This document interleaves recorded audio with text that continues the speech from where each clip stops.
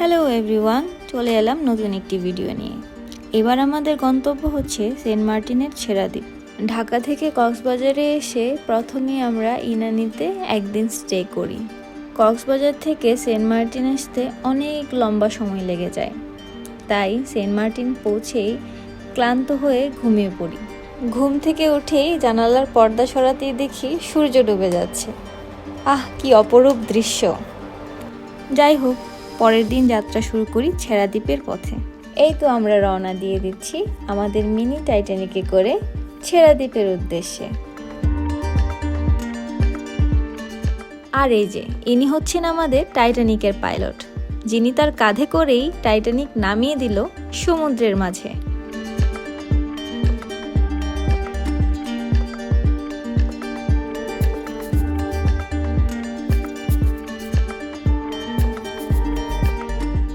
এখানকার অপরূপ সৌন্দর্য উপভোগ করতে আমার কাছে খুবই ভালো লাগে।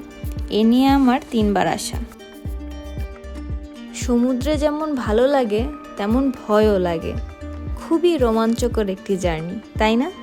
ওই তো প্রবাল দেখা যাচ্ছে, তার মানে প্রায় পৌঁছে গিয়েছি। ছেড়া দ্বীপের এই নোঙর করে রাখা নৌকাগুলো খুবই অ্যাস্থেটিক একটি লুক দেয়। আমার তো খুবই ভালো লাগে। ছেড়া দ্বীপে এসে যে কারোরই মন জুড়িয়ে যায়।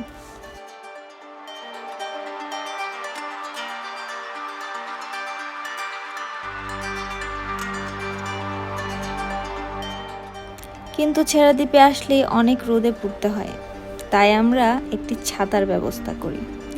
বাই দ্য ওয়ে, এখানে কিন্তু ছাতা ভাড়াতেই পাওয়া যায়, তাই ঢাকা থেকে ছাতা বয়ে আনতে হবে না।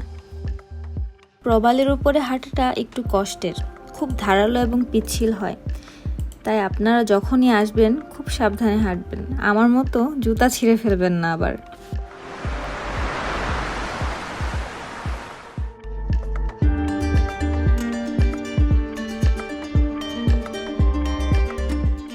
অনেকক্ষণ ছেড়া দ্বীপে ঘোরাঘুরি করার পর এখন খুবই টায়ার্ড হয়ে গিয়েছি, তাই আজকের মতো এখানেই শেষ করছি। সবাই ভালো থাকবেন। আল্লাহ হাফেজ।